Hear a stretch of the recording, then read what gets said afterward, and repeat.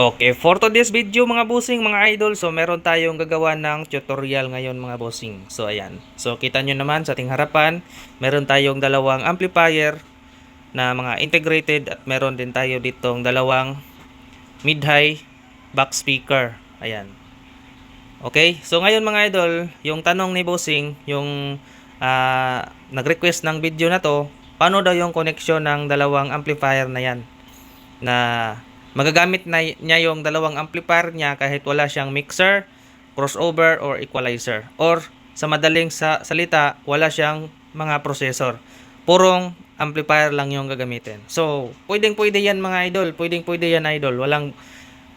Walang hindi magagawa basta't hanapan natin ng paraan. So, itong connection na to is basic na lang to sa mga magagaling na mga idol. So, itong video na to is para lang to sa mga kakasimula lang katulad ko. Disclaimer lang po, para lang to sa mga kakasimula pa lang sa larangan ng ganitong setup. So, basic setup lang to mga idol. Dalawang amplifier na walang processor. Okay? So, simulan natin dito sa likuran. Shoutout pala sa nag-request nito, si Boss Idol Boss Dix. Okay? So, siya yung nag-request nito. So, kung bago pa lang kayo dito sa ating YouTube channel, so don't forget to like and share mga idol. And then, paki-subscribe na din mga idol. Malaking tulong na po yan para sa akin. Lalo na ngayong nagsisimula pa lang tayo. Okay? So, thank you sa suporta nyo mga idol. And then, balik tayo dito sa ating gagawin na tutorial. So, yung gagamitin lang natin na cord dito mga idol is ito lang. RCA lang, isang piraso. Ayan o. Pula tsaka puti. Tapos, dito sa likuran ng ating amplifier is meron niyang mga RCA dyan. So, yun nga, sinabi ko, basic na basic lang to mga idol. Kasi nga, dalawang amplifier lang yung paggaganahin natin. Bali, ito yung main amplifier natin. Dito natin isaksak yung ating audio source. Tapos, ililink natin tong ating pangalawang amplifier para gagamitin natin para sa tweeter ba or para sa ating woofer. O, ganyan. So, ngayon mga idol, simulan na natin yung ating wiring. Okay. So, ito, unahin natin tong ating RCA. Yan. Nakikita nyo ba yung nasa likuran yung amplifier nyo? Meron dyan nakalagay na subwoofer out. Ayan. So, ito yung gagamitin nating pang-link dito sa ating pangalawang amplifier mga idol. So, ayan. So, saksak na natin mga idol dito sa pula at saka puti. Yun. Tapos, yung dulo nito, ito. Saksak natin dito sa ating pangalawang amplifier na input mga idol. Ayan. Puti at saka pula pa rin yan mga idol. Okay. Ayan o. So, yan na yung connection natin mga idol para mapag-isa natin yung dalawang amplifier natin. Pwede natin gamitin. So, sa tunog naman mga idol, hindi yan sasabay. Kung gagamitin mo ito pang sub, hindi yan sasabay yung sub dito. May tone control kasi yan doon. Pwede mo yan i-adjust doon. Tapos ito naman, yung kanyang sub out is hindi naman sub out talaga yung sub yung lalabas dyan. Okay? So, bali, kung ano yung iniline in mo dyan, yung gagamitin mo na cellphone, na audio source, yan yung lalabas dito. Ayan. Tapos, ikaw na yung mag-adjust dito sa kanyang tone control kung ano yung tunog na palalabasin mo dito sa output ng amplifier mo.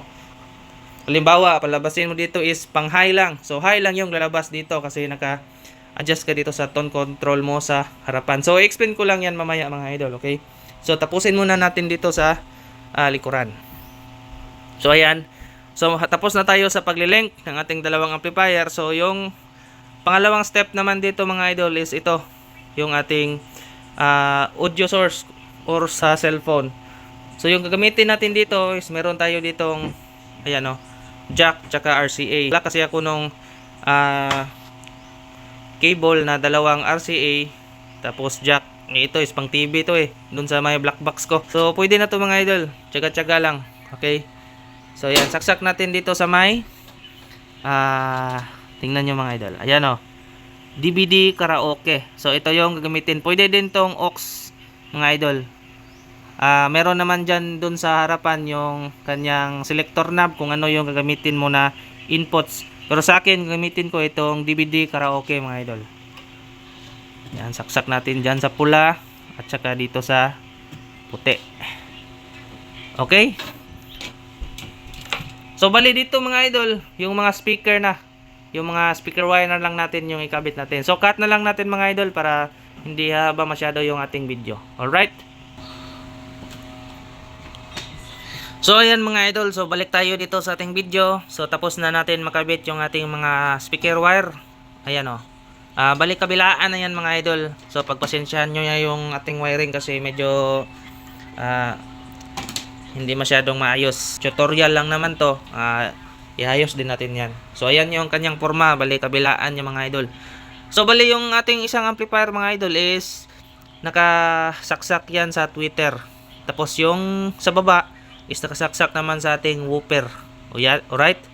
So nakasaksak naman sa ating woofer. Okay. So ayan mga idol yung ating connection. So patunogin natin mga idol para makita nyo na legit yung connection natin. Okay. So bali ganito yung setup dito sa harapan ng ating amplifier mga idol. Bali itong nasa taas na amplifier mga idol ay ito yung pang tweeter kumbaga. Kaya yung kanyang mga tone control is yung bass naka-off yan dapat yung kanyang tone. Tapos itong pang mid naka-off din yan dapat. Bali yung high lang yung yung treble. Kumbaga ito yung treble. Yung treble lang yung i-volume natin para more high lang yung lalabas ng ating tweeter. Hindi siya mahaluan ng kanta or yung mid at itong bass niya. Okay? Dito naman sa ating dito naman sa ating pag-ibaba na amplifier, yung unang amplifier natin is ito yung gamitin natin dito sa ating woofer. Kaya para sa akin, nilalagyan ko to ng konting bass kahit nasa gitna at itong mid nasa gitna din at para sa high nasa gitna din yan mga idol. Or yung pag makulangan pa kayo, pwede nyo yan i-boost konti. Pihit lang konti mga idol pag medyo nakulangan pa kayo sa tunog niya, pihit-pihit lang kayo dito. Wag lang dito yung bass, wag lang sobrang pihit kasi hindi na maganda tingnan hindi na maganda pakinggan pag dinagdagan nyo pa ng volume yung pang bass niya. Kasi kailangan dito yung mga pang sub na talaga na speaker. Katulad ng ganito, MCB or yung mga L-ported. Yan na yung kailangan niya patunogin ng bass. Okay? Pero dito, woofer naman yung ginagamit natin. Nilagyan ko lang ng kahit nasa gitna lang mga idol. Okay? So, patunogin na natin mga idol para makita nyo yung resulta. Ayun mga idol. So, meron tayong konting problema. Yung cord kasi na ganyan, hindi compatible dito sa ating cellphone na gagamitin sa audio. Kaya, gamitan ko na lang to ng mixer. Ganito. So, para maka sound check tayo. Ayan. Bubunutin ko muna to mga idol kasi hindi sila compatible. Iba kasi yung niyan, jack, pang kasi yan, pang TV ba. Kaya gamitan natin ng mixer. Dito tayo kukuha ng ating audio source mga idol. So yun pa rin yung connection mga idol. So pakita ko lang sa inyo.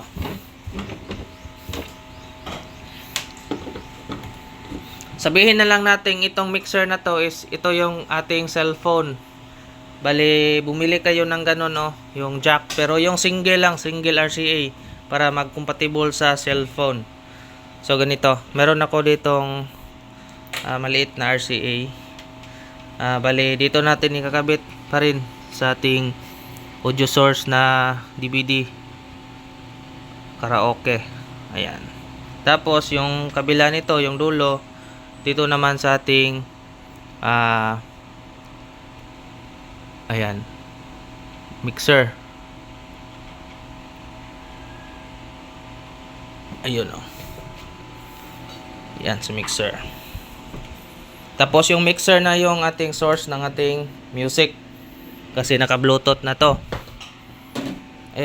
Pagpalagay na lang natin mga idol na itong mixer na to is ito yung ating cellphone. So saksakan ng ating input papunta dito sa ating cellphone. Kasi hindi compatible yung cord na yun sa cellphone natin.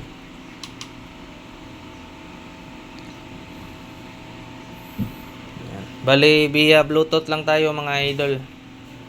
Para maka soundcheck tayo. Hindi naman to matagal na soundcheck mga idol kasi yun nga, baka makapiright tayo ni YouTube. Madalian lang na sound check to mga idol.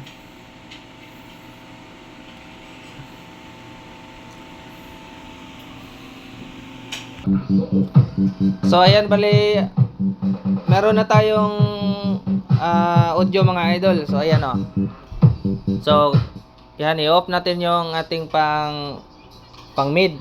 Yung high lang yung ating patugtugin mga idol. Ayan oh. Ayan. Yan. Tugtog na yung ating mid. Okay. Yun.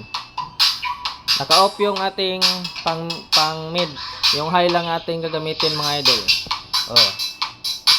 Pagpalagay na lang natin na ito yung ating chord sa mixer. Okay? Kasi hindi compatible to mga idol. Oh. Ayan. So dito naman tayo sa ating mid. Bali nakahiwalay yan silang dalawa mga idol. Ito naman. Ayan. Yun. Yan oh. Yun. Ayan. Twitter to mga idol. Ayan. Twitter lang yung nakakabit dyan. Ah. Ito naman yung ating pang mid. Ayan. Okay. Okay. Emergency. Ayan. Tingnan nyo. Kahit na i-off ko to, tutunog pa rin yan. Ayan o. Yan. Kahit na-i-off yung kinabitan natin ng link, tutunog pa rin yung ating pangalawang amplifier mga idol. Okay. Ayan o. So, pagsabayin natin yung dalawa para pakinggan nyo yung tunog. Yan.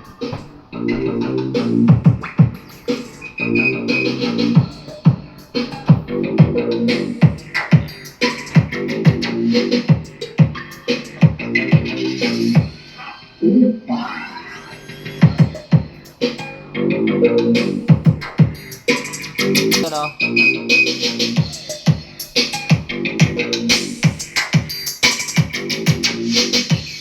Alright.